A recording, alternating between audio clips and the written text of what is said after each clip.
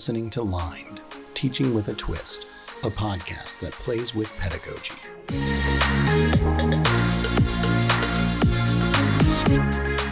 Hi, everyone.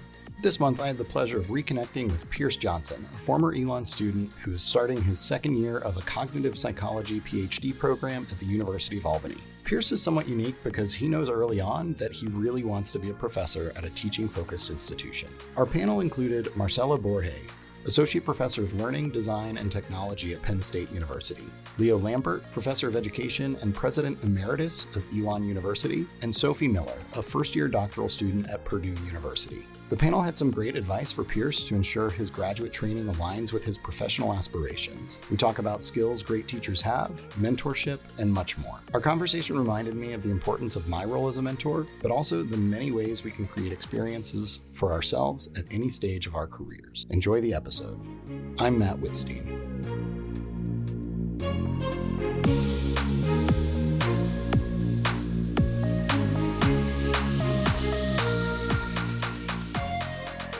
Hi, Pierce. Welcome to the show. It is so great to see you.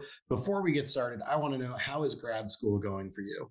Hey, Matt. Great to be on. Things are going well. I'm a grad student at University of Albany. Just finished up my first year this last year, and I'm going into my second at the end of August here. Things are going well. Doing a little bit of research over the summer, getting prepared to gear back up for the fall semester and get things going on research, and looking forward to getting to speak on the podcast.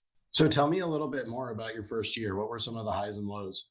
I was transitioning from being a research professional. I took a post-bac position at the University of Denver. It was a very different transition going from college student and then transitioning, still working on a college campus as a researcher, but I'm not a student and it's really not for me. I'm just a working professional in a lab. And so going from that environment back into the classroom again as a student researcher, wearing many different hats as a grad student, it's been kind of a wild transition back into that world again. It's been a lot of fun. I have a lot of great people in my program. My lab mate is absolutely phenomenal. Love him to death. He and my advisor really made the transition a lot easier for me. Just a fantastic group of people that I get to work with here. I'm glad that the first year is done. I can relate from my own graduate experiences that the people around you are really important to a quality experience. And it sounds like you have some really good people, mentors, supports nearby. So that's fantastic. I understand that you are in cognitive psychology program. You're obviously interested in research. I know some of your background of you having done some neuroscience research, but I also know that you are really interested in becoming a teaching professional. So tell me a little bit more about that.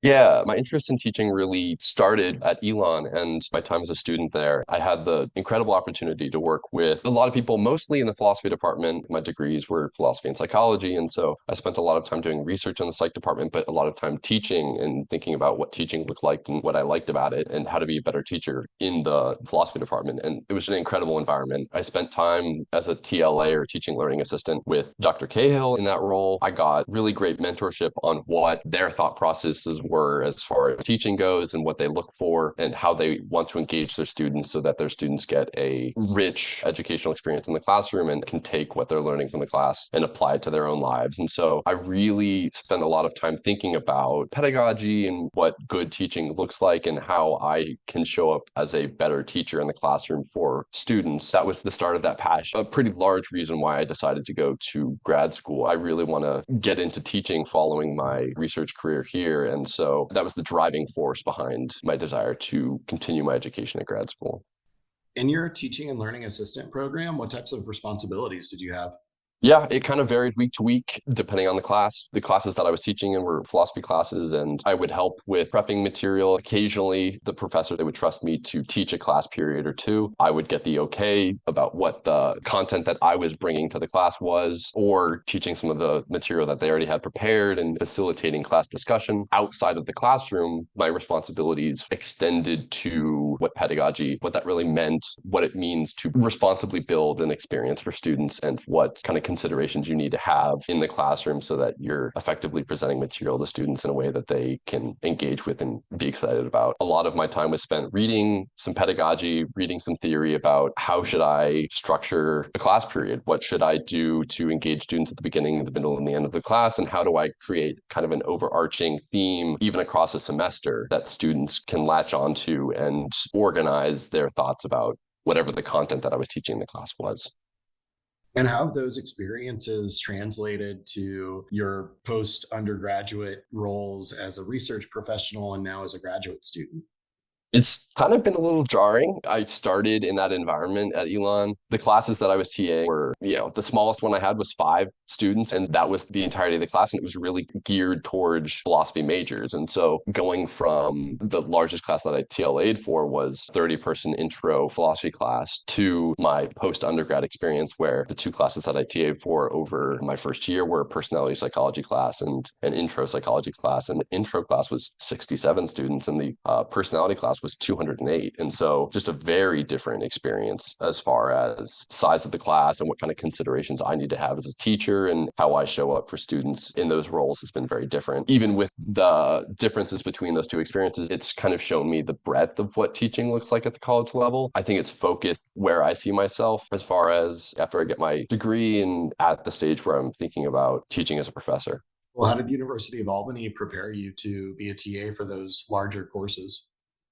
The training kind of was bare bones. The stage in our careers that our advisors and that the administration really assumes that we are focusing on right now is our training as researchers and as scientists. And so we didn't get a lot of preparation to be TAs. And I think part of that speaks to the variety of the experience that different TAs are going to have based on the kind of professors that they're paired with. In my own case, I was paired with a 4th-year grad student who was, teaching the class. And even though she was responsible for teaching the 208-person lecture, my responsibilities really took on coming to class, making sure that I was available for office hours, grading assignments when I needed to grade. I proctored all of her exams with her. My experience, I'm sure, was very different from other grad students and other TAs. We didn't get a lot of in-depth training going in. The assumption really is, hey, you're researchers, you're scientists, we're training you to be scientists. And so that's kind of the focus they had. They didn't give us a lot of front-end preparation to be effective TAs. So you sort of have a mentor as 4th-year graduate student you're paired with that had a similar experience, I would assume. Was she able to sort of talk to you about her genesis as an instructor? And does her interest in being a teaching faculty member in the future align with yours? Or is she really more on the research side? Her experiences kind of mirrored mine nearly exactly. She TA'd the personality class that I TA'd that she was teaching the 2 semesters that she was here. Her experience prior to teaching the class was TAing. Now as a 4th year, she's the instructor. She's the one who's teaching the class. And so I think most of her experience comes from TAing. She didn't get specific training outside of being a TA for the class. She sees herself leaving academia, going to industry. She's much more interested in user design, user experience research. What other resources are available to you to get some training as a teacher? Do you have a teaching and learning center that you can engage with? Are there other mentors, maybe not in the psychology department, but are there other resources you have at Albany that you've explored?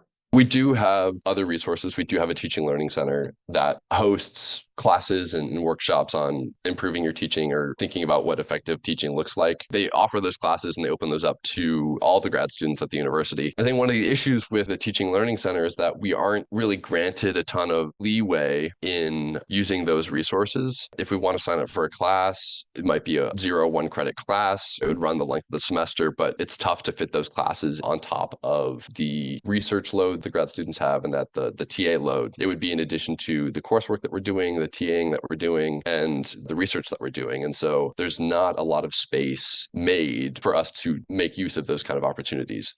What I hear you sharing is that there actually is good opportunities, but maybe there's a few barriers to those opportunities, but you will get the chance to practice teaching in different ways. You might have the chance to take some workshops or do some courses, but you're really looking for something that's a little bit deeper and more fulfilling for you, knowing that you want to become an excellent teacher as a professor someday. So I want to ask you, I think this is a really important question for especially young educators to wrestle with, is what's your why? Why do you want to be a higher education teacher?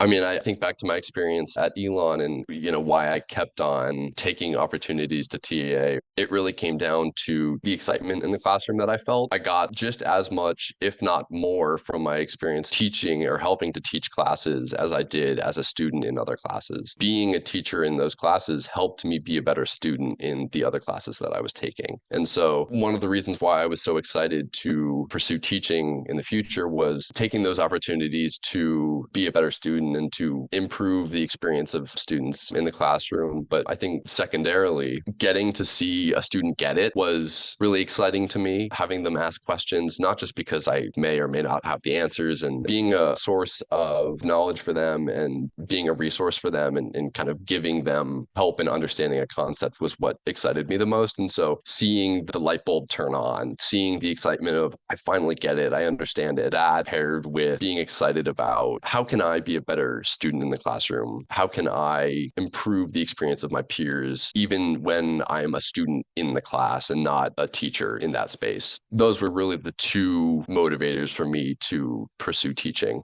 So as I take this to share with our panel, what are you hoping for them to provide you as you're sort of on this journey to becoming an excellent teacher? What kind of preparation do I need, and how might it be different than the preparation that I'm currently getting to teach at a smaller university? That's really where I see myself in the future. And so I think most of the training that I'm getting at UAlbany assumes that I'm going to be teaching for a larger university audience, large lecture hall. And I think that comes out of the necessity that the university has for grad students and the work that we do. They need us to teach large classes because the tenured faculty can't do it all. They need us to supplement and help out in that regard. I'm worried that leaves my preparation as a teacher and scholar short if I'm applying to smaller universities where I really see myself in the future. There's all of these things that I think that I need to do as a teacher. I'm not on the job market yet. I'm going to be getting there in a couple of years. I'm only a second year grad student. I have at least another 3 or 4. But what does going on the job market look like for a prospective grad student, prospective faculty member who sees himself at a smaller institution, smaller teaching focused institution look like? What kind of timeline would the panel suggest for engaging in activities that are required for those applications to be effective? I know that I should have a teaching portfolio and some kind of indication of my performance as a teacher, maybe even a diversity statement or a teaching philosophy statement. There are a lot of parts to that portfolio and that application. When should I be developing those? What should I have in them? What do I need to focus on? And then there's kind of the imposter syndrome of, is it too soon for me to start thinking about trying to lecture at another university? Am I qualified to teach a class? Because currently I don't feel like I am qualified to teach a class. But maybe that's just my own imposter syndrome. Even from my experience at Elon, a lot of the kind of sense of agency that I felt in the classroom came from doing it over and over again. There's a lot of imposter syndrome about, should I go out and lecture? Should I be applying for smaller jobs, even on top of my current grad work? What kind of concerns and what kind of timeline should I be thinking about when I'm preparing myself best to go onto the job market in the next couple of years? I can see you're thinking really deeply about this and this process and really considering your future. And I just want to commend you for that because I think it shows a level of maturity thinking about where you want to be individually. So I'm excited to share this with our panel and get back to you with what they say. Yeah, Matt, it's been a great conversation. I'm looking forward to hearing what they've got to contribute to the conversation as well. And I'm excited to get their feedback and any advice or insight that they have about what the next couple of years looks like for me and the steps that I'm going to take to hopefully be a faculty member at a smaller institution.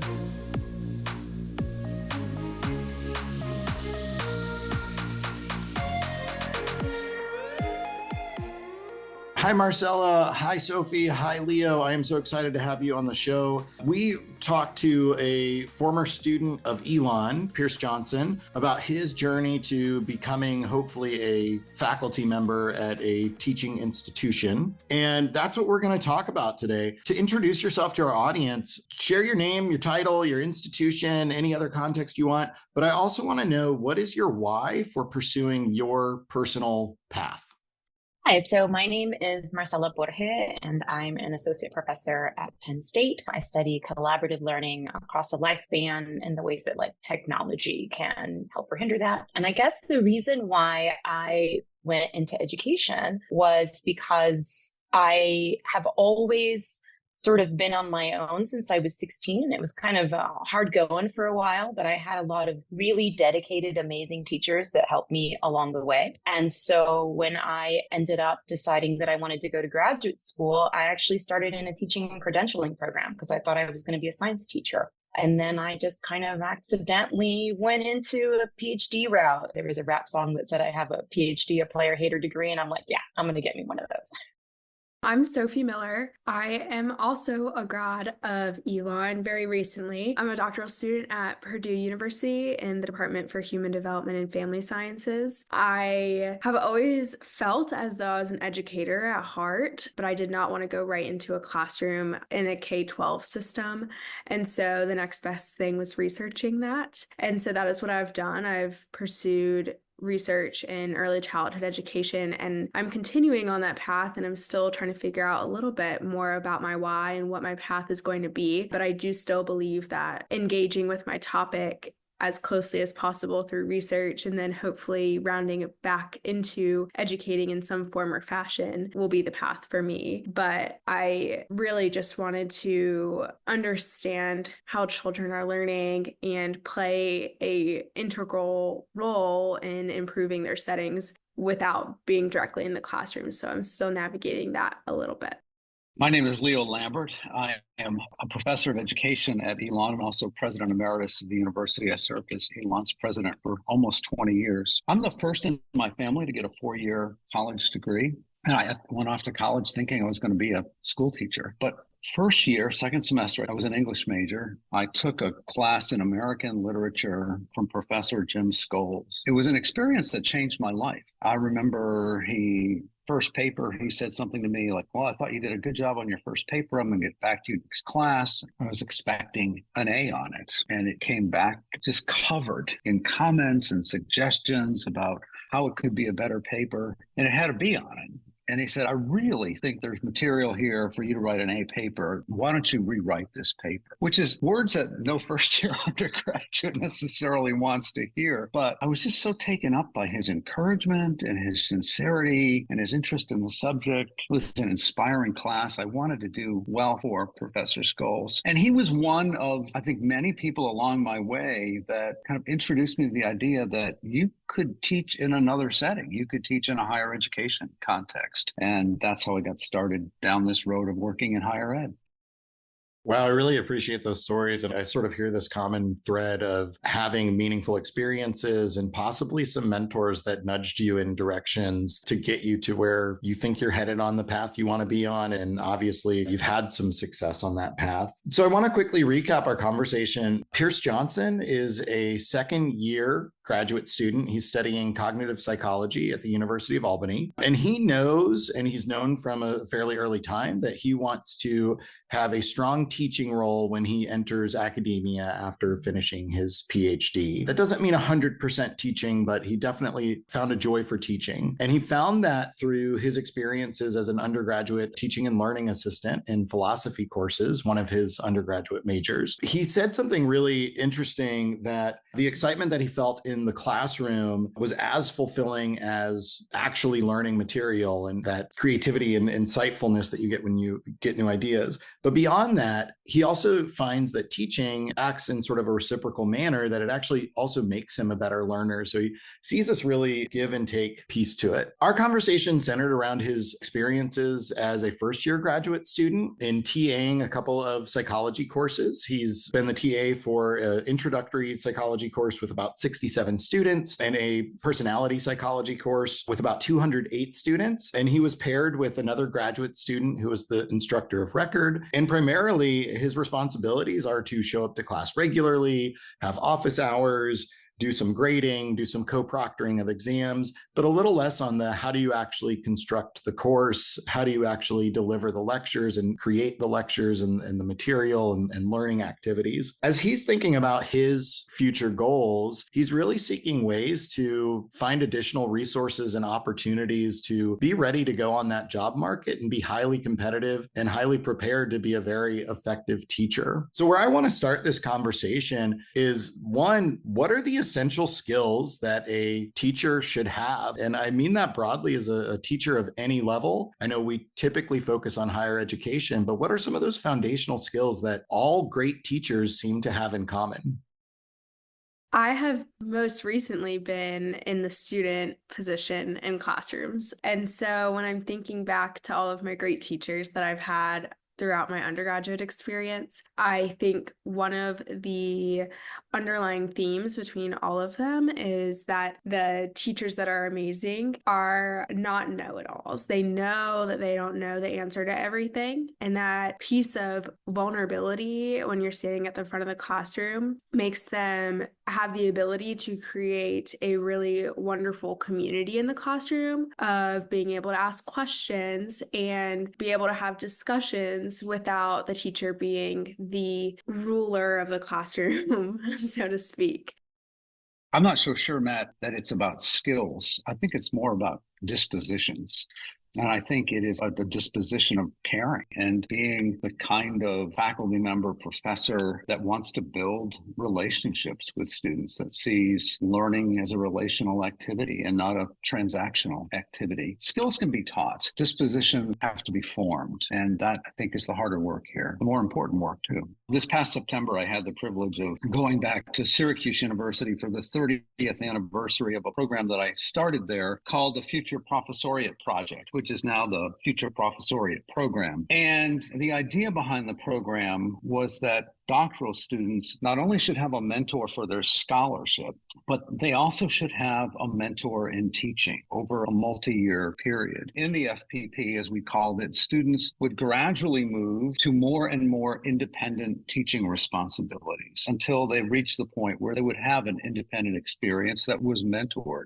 They built a teaching portfolio as a part of their work with their faculty teaching mentor. They had the opportunity to earn something that Syracuse has offered for 30 years now called a certificate in university teaching, which they could earn alongside their PhD. And this program, I think, has made an enormous difference in reconceptualizing doctoral education at the institution in a way that honors the importance of preparation in teaching over time as a part of a graduate program. As we were saying earlier before our formal conversation started, most doctoral students, like Pierce, are not going to end up teaching at Research One institutions. They're going to be teaching in community colleges, in liberal arts institutions, in regional public universities, as well as R1s. And so it really is incumbent upon graduate education to kind of rethink its model, I think, to better prepare students for the world of professional opportunities that they face. Syracuse also has had a mandatory teaching assistant program of the graduate school, a 2-week introduction to teaching for all new graduate teaching assistants at the institution. That's 300 new people a year. They come into campus and they have time with a peer, someone that's called a teaching fellow, an experienced, outstanding teaching assistant that they have an opportunity to do a lot of small group work with, as well as work with some of the institution's most celebrated teachers. So it starts off with trying to give graduate students a toolkit to be successful from day one. And then there's departmental training on top of the university-wide training as well. But it just doesn't end there because, teaching is complicated. Syracuse wanted to give students an opportunity to really go deep in learning about university teaching. I think it's also important to put on the table that even today, after there have been many important reform efforts in graduate education to try to center the importance of including preparation for teaching as a part of graduate education, there are still these enormous cultural currents in doctoral education that work against students and challenge students because they're hearing very different messages from some faculty in their department. And those messages, there are many of them, but I'll just put 2 on the table, one of which is research is all important. Nothing else matters. Everything else is a waste of your time. Stay in the lab, focus on your research. get your dissertation done. And those still are the norms of the research primacy of R1 institutions is not going away. That context gives culture shaping messages to graduate students. The other norm that I think we have to break down is that one mentor is going to prepare you for all the things you need to master and become expert at before you have your first teaching responsibility as a faculty member yourself. In fact, like everyone else, graduate students need constellations of mentors. Your PhD advisor might not necessarily be the same mentor or coach for you for your teaching development. And likely that shouldn't be the responsibility of just one person either. But we come from this system of where people pride themselves on, this is my doctoral student, this is my mini-me, this is the person I'm sending out in the world with my values and doing my research and teaching the way that I did and that kind of thing. That's a really bad model, I think. I think doctoral students need many mentors in many dimensions of their lives, and particularly in teaching, because there's so many different ways to be a great teacher, and the more teaching mentors that students experience as a part of their doctoral program, the more effective they will be as college and university teachers themselves. Ironically, one of the most significant things that happened at Syracuse for graduate students during my time as a graduate dean there was the founding of an on-campus bar for graduate students called the Incomplete, which is sort of a riff on a grade that graduate students are oftentimes bargaining for at the end of the semester so they can get all of their work done. It's still going on more than 30 years later. And the reason I think for its success is another thing that graduate students are craving is time for reflective conversation in informal settings, particularly with people who are outside their discipline or department, about teaching, about research, about the graduate student life, the graduate student experience. Sophie, you might discover that sometimes you get a little tired of just the graduate students in your program that you see every day in classes. And it's nice to branch out and meet people who have different perspectives on teaching and research and the university. I think creating spaces for reflective conversations for graduate students is really important. We need to create these spaces for graduate students to have these conversations. First of all, I love both of those answers.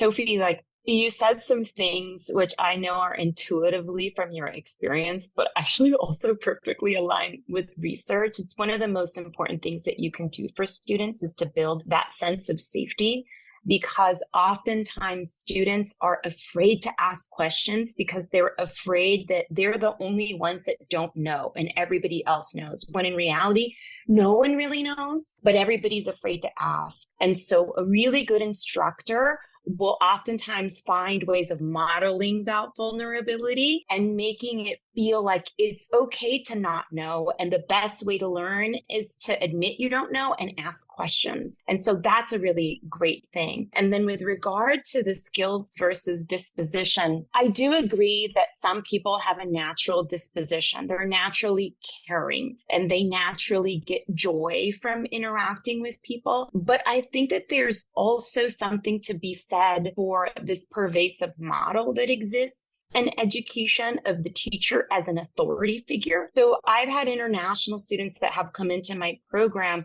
with this model in their head of what a teacher should be. Someone who knows the answer, someone who's an authority figure and a model of respect where everyone's quiet and they raise their hands. But that's not actually what we are trying to teach in learning sciences. We want more of a community of learners. We want more of a student-centered approach. And so when they work with me over a couple of years, that shifts. And they become really comfortable in contexts, especially with young learners, that is what we call organized chaos, where it sounds really loud and it sounds really chaotic, but that's because people are in groups and they're talking and they're engaged. And when you focus in on what's happening, you actually recognize that there's a lot of learning happening. But for someone who's not accustomed to that style of teaching, it's really chaotic. So I would say that to me, a really good teacher, yes, they have empathy and genuine care for their students. They're comfortable with not knowing, but they're also comfortable with a little bit of chaos. And here's a really important thing. I think really good teachers are good at improvising. And this is the hardest thing for new teachers, that they might be a little bit worried. And so it's harder. But really good teaching is kind of like jazz. And you have to pick up on those moments and build off of those moments that the students are bringing to the table. And you have to be okay with leaving your plan. So really detailed teaching plans don't always leave room for that improvisation. Leo was speaking to some of it as well. I think that there are really good programs at Penn State. In our program, Learning Design and Technology, we do 1-year apprenticeship where with our undergraduate course, our incoming graduate students are kind of like our graduate assistants, and they observe how we teach in that first semester. This is similar to like a K-12 teaching program, right? And then we give them some classes to teach and certain interactions, responsibilities, so that by the end of that semester, they've had some experience. The next semester, they are the instructor of record for that course. And then, they've seen it taught. We give them all the resources so they have that experience. However, combined with that, personally, I teach my students as part of the research, because I do research in education as well, right? So we're in these informal settings. The more difficult skills that they have to develop is how to teach in collaborative settings, how to observe people as they're learning. And so what I tell them to do is first they watch me, you walk around and you listen. You don't interrupt a group. You have to first listen to see what is happening. You kind of take notes in terms of what's happening. And then you can have these conversations at the end of class sessions about what occurred during that class session. This is particularly important if you're working in contexts with underprivileged kids or in places where you have a lot of first-gen students, because we can discuss issues and problems, and then you can work together as a community to come up with strategies for improving. All of these approaches give the agency of what is happening in that context to the learner. And so it makes them more engaged, and it helps to also build that sense of community. But again, these are sort of apprenticeship things that students need to see as they happen in action and then be able to do themselves. And then we can guide, we can coach them, we can give them feedback, and eventually they take over these spaces. I haven't found a training program, video, or whatever else that can do that. These are the types of things I feel that really need solid experience to be able to talk about and plan better in the future. I just wanted to build on what Leo said. First of all, I 100% agree. I always tell my students that they should really be trying to build at least 10 mentors, somebody for every different aspect of your life, because it really is very, very helpful. And that might be professional and, research. It could be teaching. It can be even just someone who's like a parent if you have kids. Whatever it is, it's specific to your situation. That is extremely important. The other thing that I wanted to speak to, I think that is 100%, like research one institutions, particularly in hard sciences, are going to just 100% focus on research. That being said, I feel like it's changing to some extent. And again, I'm in the College of Education at Penn State, and we will always prioritize teaching. Even in research, we are always prioritizing teaching. But we're also really good at asking our incoming PhD students where they see themselves going and what direction. Because what we aim to do by the time that student graduates is to build the resume or CV they need to end up where they want. As an example, my last 5 PhD students, one of them wanted to go into industry. One of them wanted to do something with design. One of them wanted to be in an informal space. 2 of them wanted to be tenure track professors. All 5 of them ended up exactly where they wanted to be. But I had to work with them to build very different experiences at Penn State so that by the time they graduated and were applying, they would be competitive in whatever market they wanted to, right? But that looks very different depending on your direction. And I don't think a lot of students, especially, first gen or those students who are new to academia, know that and understand how to develop that resume or that CV. And I think that that's really important. And it's a conversation that also needs to be had. I completely agree, Marcela, that experience is the number one thing. I keep thinking back to Pierce and his limited access to these awesome programs that Marcela and Leo have both been talking about at other institutions, and that what can Pierce be doing, or other people like Pierce that are thinking, oh my gosh, like that sounds awesome. I wish that I had opportunity to do that. And I'm thinking about the other contexts that are available to him. So perhaps within like the research context within his lab, he has opportunities to take on project management positions or other leadership positions where he can practice having a plan and it going wrong. And how do I deal with that as I'm leading other people? And so some of these skills that Matt is referring to, he can begin to practice, but I think that it needs to be really intentional practice and thinking about, okay, this is what I did today as a project manager, for example, and this is what skills would relate to a teaching context, and this is what went well, and this is what I would want to go differently. And so to having really intentional reflection about that with his career goals in mind could totally prepare him, and those are great things for him to be talking about as he approaches the job market as well. You know, maybe I wasn't teaching in a classroom. However, I had leadership where I was leading peers, other students, and I definitely learned the skills that are necessary to translate into a classroom setting. We've talked a lot about mentorship and needing sort of a abundance of different mentors for different things. I've been doing some work recently and some thinking about mentoring constellations and how students actually identify those mentors and are able to take some ownership of that. So Sophie, as you're starting a doctoral program, I'm curious if you've thought about strategies to identify mentors in different spaces in a very new space for you. And then Marcela and Leo, if you have advice for how to reach out to potential mentors or how to identify where they might be located in different college settings.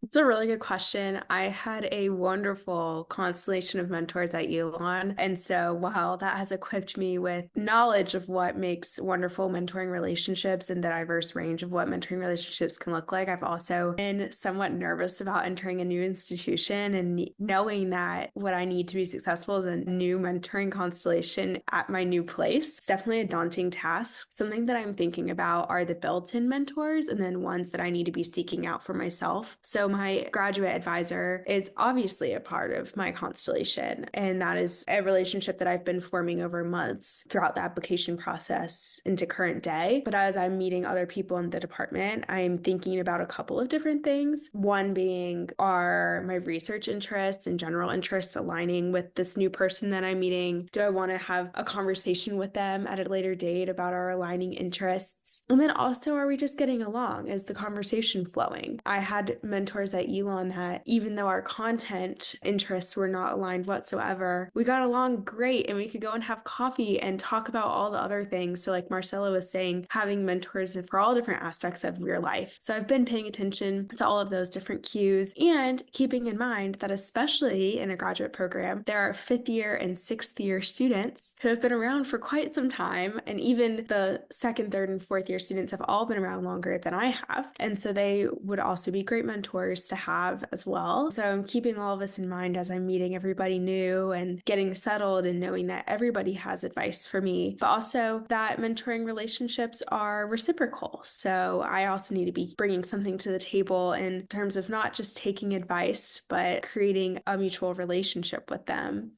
I want to just take a second to remind the faculty and staff that are listening that it's sort of our responsibility to also participate in some of those mentoring opportunities. I'm thinking for myself, I'm going to be serving as a mentor at a disciplinary conference in a few weeks. And I know when I was a graduate student and participating in it and on that level, I didn't know what it was. I didn't know what I would get out of it. I didn't know the value of it. But now being in a different headspace, I hope I can bring something a little bit different. So I really just want to kind of bring that attention to those listeners that, hey, we can actually have an active role in this mentorship as well.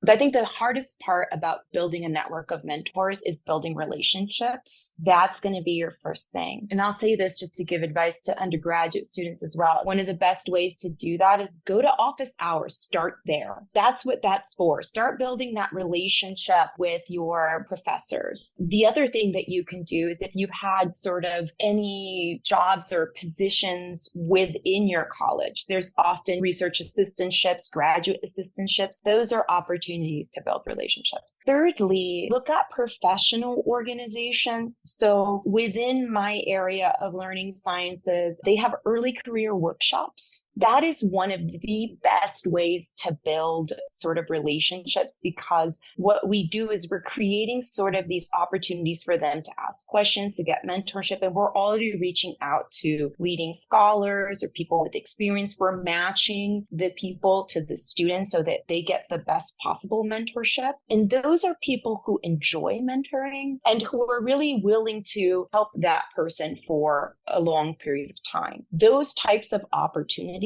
are really, really important. The more that you can reach out and build those types of networking relationships, that is the best way to start creating your team, your collection of people who are going to be helping and guiding you. I've been so blessed to have great mentors, and I had a gentleman by the name of Alan Collins who was a good mentor of mine, and he always instilled in me that the greatest contribution that we can make to science is to mentor the next generation. And the same thing is true for the greatest contribution that we can make for education and for teaching is to mentor the next generation as well.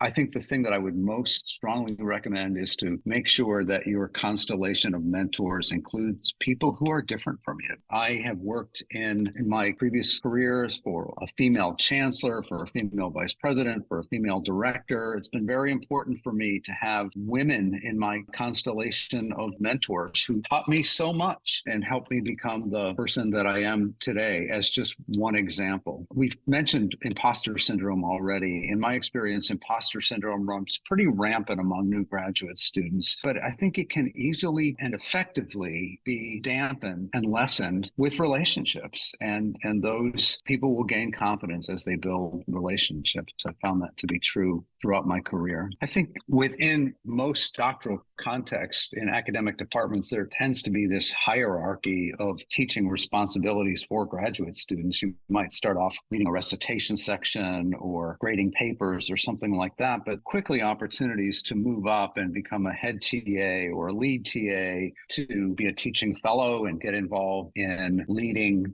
teaching assistant preparation programs university-wide. Opportunities for more independent teaching responsibilities will be offered to those that show interest and promise. So my advice, I often use this same metaphor with undergraduate students, but I think it's equally as applicable to graduate students. Just be awake for these tap on the shoulder moments, that people that care about you are going to come up to you and say, you know, there's this opportunity that I see coming down the road. You'd be really good at that. Why don't you think about it? So pay attention to those moments and value those people in your life that are looking out for opportunities for you, because people will help find graduate students that show a lot of promise. They'll naturally want them to advance and give them more responsibility. Hopefully more compensation as well comes with those responsibilities. I'd say stay awake to tap on the shoulder moments. Always good advice.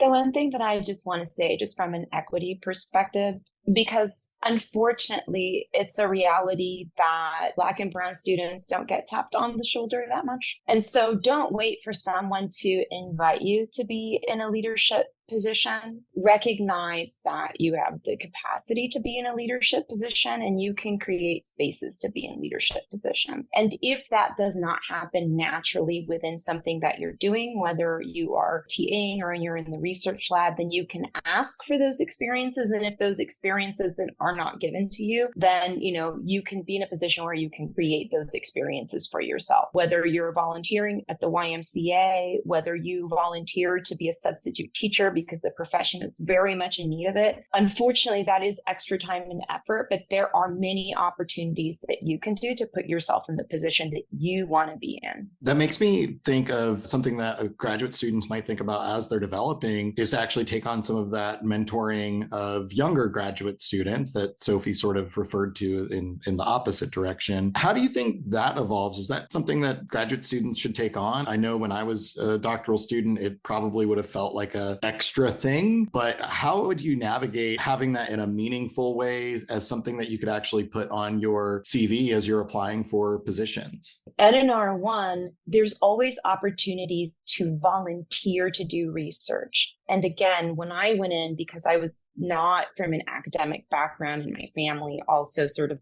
first generation in the United States to go to university, I didn't understand any of this. So as an undergraduate student, you can volunteer to be in a research lab, and that starts to build your resume and CV, but also it can give you leadership opportunities within that research. So usually you'll come in and you might do some of introducing people into a laboratory state or getting their name, doing that type of stuff. But you can eventually work yourself up to sort of managing the research, training other undergraduate students, and really bringing them into that research. That'll make them a lot more marketable for graduate school. But again, it gives you that experience of being in control, of managing, of teaching. It builds that confidence that Sophie was talking about. And so those types of experiences are really important. I would imagine that there might be analogous types of things at sort of a teaching institution or at a different institution, either with organizations or clubs or societies or things of that nature. There are a lot of paid positions to work in research laboratories.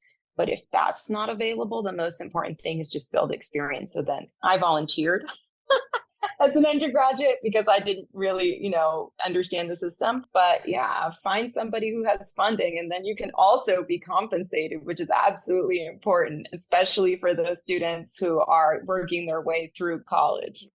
I was just going to add in thinking about if it's worth it for a graduate student to take on these mentoring opportunities, and that they have a lot of other stuff going on. But then it's also important to be involved in a mentoring constellation in both directions as a mentor and a mentee. I think what I would have to add to that is that it totally is worth it. Obviously, balance is key. I mean, you need to be thinking about what you can take on. However, the mentoring relationships, I believe, are embedded in what you're already working on. So whether it be an undergrad in the lab or an undergrad in a class that you are TAing on, those are opportunities where mentorship can blossom without it being an additional buddy program or whatever it may be. Additionally, as I was applying to graduate programs as an undergraduate student, I was reaching out to all sorts of people that I was getting in contact with. And a lot of those people happen to be students that are currently in programs that I was pursuing, and reaching out and asking to talk to them. And usually it was nothing more than a 20-minute Zoom call or a phone call where I was asking them questions. And I am so unbelievably grateful for all the people that spoke to me. And I can imagine that those people that are taking those calls and responding to my emails, that all of that work and volunteering that they were doing to help me out was, I'm sure, noticed by somebody else. And so all that to say, if as a graduate student you're interested in taking on more mentoring opportunities, to do exactly what Leo was saying and respond to the tap on the shoulder moments, even if they're really, really small, because someone will notice that you're doing it and building up that experience and are passionate and caring. And so always say yes to those things. Again, keeping balance in mind. We've generated a lot of ideas and really good discussion here. I want to sort of conclude with, what is one piece of advice that you would give to Pierce of things that he can do to sort of tailor his experience where he doesn't think he's getting the exact teaching experience that he wants to have as a professor someday? What's one piece of advice that he can do to sort of tailor his experience at University of Albany so he's reinvigorated, excited, learning a lot, and ready for that job market in a few years? I would say to Pierce, try not to become jaded or cynical. I don't recall a time in my career in higher education, which has been a long one, where the terrain has been as tough as it is right now. The loss of public confidence in higher education, the attacks on DEI, just the overall questioning of the value of higher education. I think there were times when you'd say, I was a college president, I was a college professor, and those were careers that were held in high esteem in our nation. I think that's less so today. But in many ways, the thing that I hope Pierce keeps in mind is that this is a wonderful career. It is a wonderful life. In many ways, it is a terribly meaningful and privileged life. Not privileged in the sense of perks and benefits and salaries necessarily, but the opportunity to be immersed in the world of ideas and to be surrounded by other amazing people that just take your breath away all the time with their ideas. And most importantly, the opportunity to have a life where you have the opportunity in meaningful ways to shape the hearts and minds and spirits of other human beings. I can't think of a better way to spend your life. I'm biased. That's the way I've spent my life. My signal message would be, this is a great choice of career, and you can build a wonderful and meaningful life in the academy, and hold on to that. Don't let the cynicism wear you down. I couldn't agree with you more. In my area, I have a lot of folks that go into industry because I do sort of learning and technology. So folks that are going into like ed tech, they make a lot more money than I do. But I love my job. I have so many things that keep me busy. And when the research gets stressful or things aren't going the way I want, I get to be with students who bring me joy. And so I get a lot of joy from interacting with the students that I work with, undergraduates, graduates, and even the ones I work with in K-12. They are all amazing and unique in different ways. What I will say, to go back to what advice would I give, he is at an R1. So there are opportunities for him to build those networks, should he desire those networks within research laboratories. Now, I know that he wants to do more teaching, but within the academy, the more people you know, the more access you might have to other opportunities. So building that network is really important. The other thing that I would say is it's important to have conversations with people in your program. Talk to the folks in the program, let them know the direction that you want, let them know that you would like more experiences and the types of experiences. When we know that, we can keep that in mind and start either talking to folks that we might know, finding out whether there's more opportunities for teaching, or even creating sort of apprenticeship type opportunities. That's the most important thing that I would say, because they have a responsibility to peers. And most places take that very seriously. So they're going to do their best to try and provide that for peers. And what I will say in general, for those of you who are applying to graduate school, think about what you want and remember to interview your programs and make sure that they're going to give you the opportunities that you want and that they are committed to giving you a diverse range of opportunities as well. Because I would want for students to really end up somewhere that is going to provide them with the content and experiences that they need. I think sometimes students are just trying to be accepted, but recognize that, those folks need to be making a commitment to you too, and to your well-being and your long-term success. Those answers were so inspiring and inspirational. And so I'm thinking about how similar me and Pierce are. We're very similar stages in our academic and professional careers. And so I think the advice that I have is that we are so young.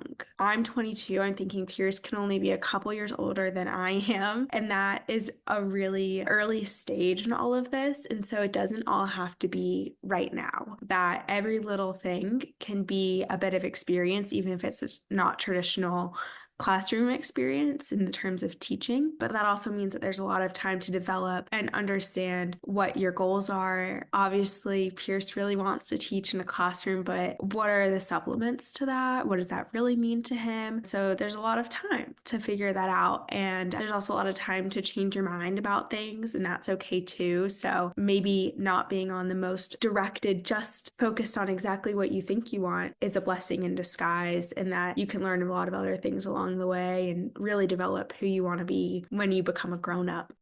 I think those are some fantastic nuggets of wisdom, and thank you all for your time and your perspectives. I can't wait to share this with Pierce. It's been a wonderful conversation. Thank you. Thank you so much for having me here today. It was a pleasure virtually meeting you all. Yeah, thank you so much for having me back on the podcast. This was an awesome topic to discuss with y'all.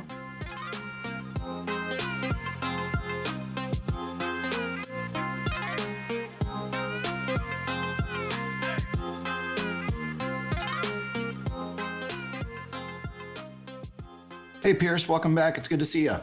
Hey, Matt. Good to be back. Thanks for having me back on the show.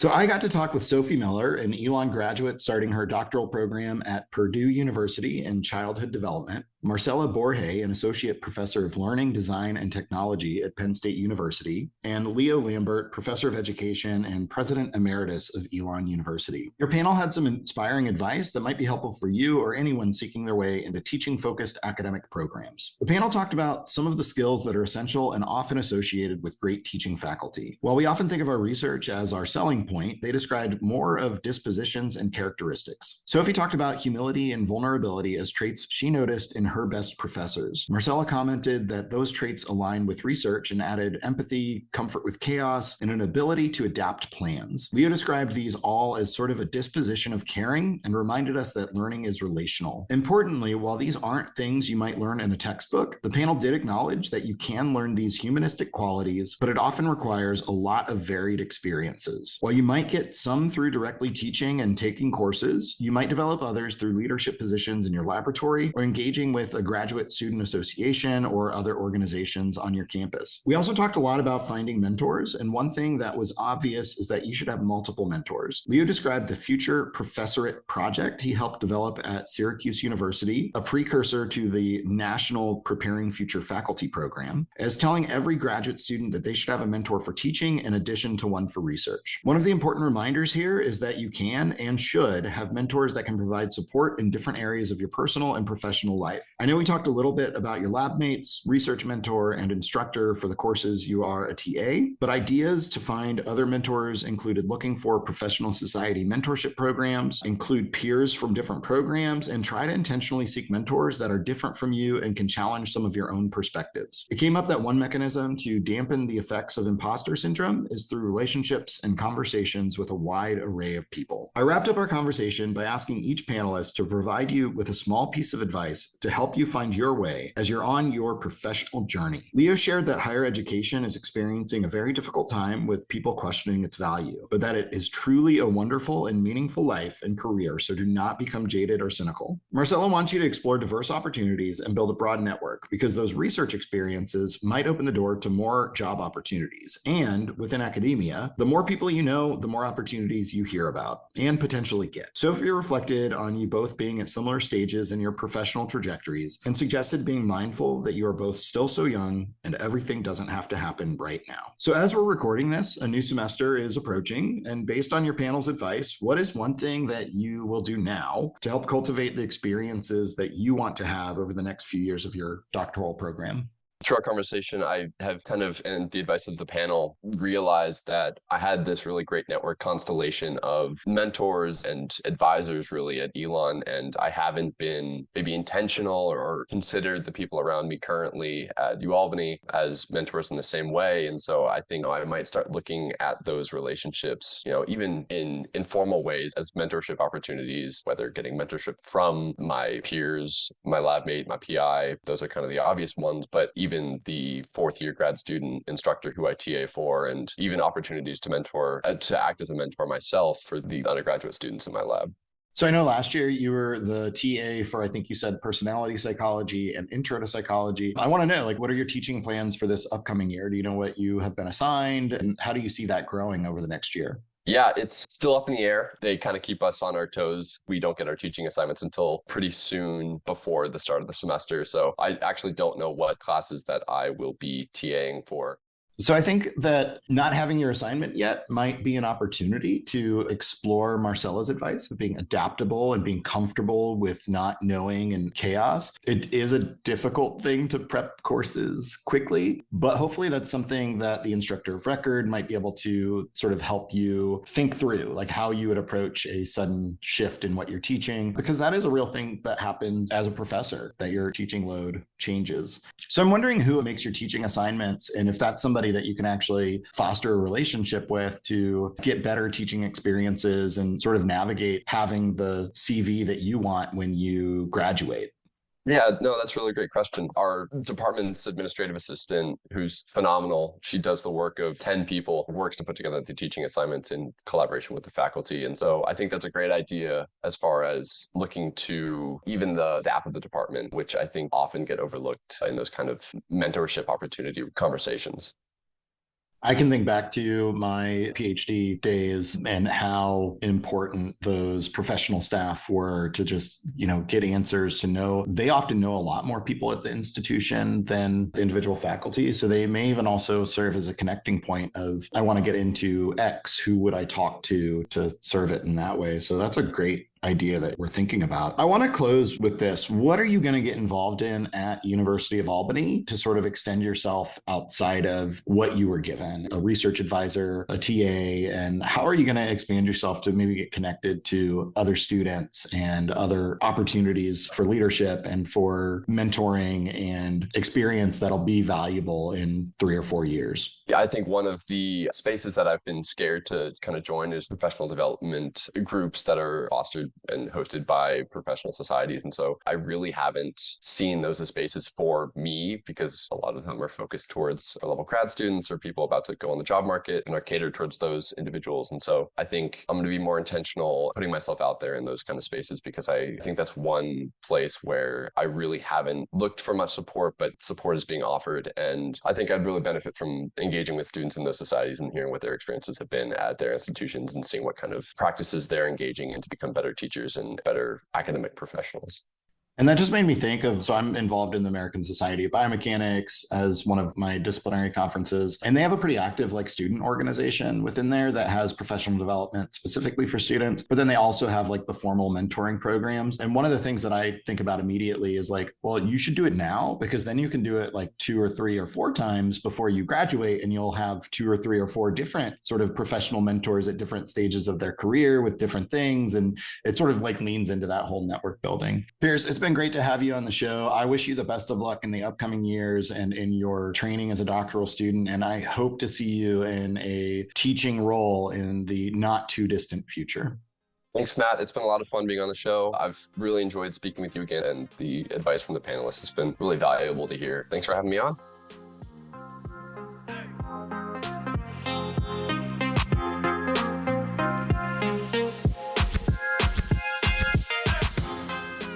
Limed, Teaching with a Twist is produced in collaboration for the Center for Engaged Learning at Elon University. For more information, including show notes and additional engaged learning resources, visit www.centerforengagedlearning.org. Limed, Teaching with a Twist is a creation of Matt Wittstein, Associate Professor of Exercise Science at Elon University. Episodes are developed and hosted by Matt Wittstein and Devani Chaprani, Assistant Director of Learning Design and Support at Elon University. Olivia Taylor, a class of 2026 music production and recording arts major, is our summer 2024 intern and serves as a producer and editor for the show. Original music for the show was composed and recorded by Kai Mitchell, an alumni of Elon University. If you enjoyed our podcast, please take a few moments to subscribe, rate, review, and share our show. We aim to bring insightful and relevant content to educators each month, and we would love to hear from you. If you're interested in being a guest on the show, do not hesitate to reach out. Our most updated contact information can be found on the Center for Engaged Learning website. Thanks for listening, and stay zesty.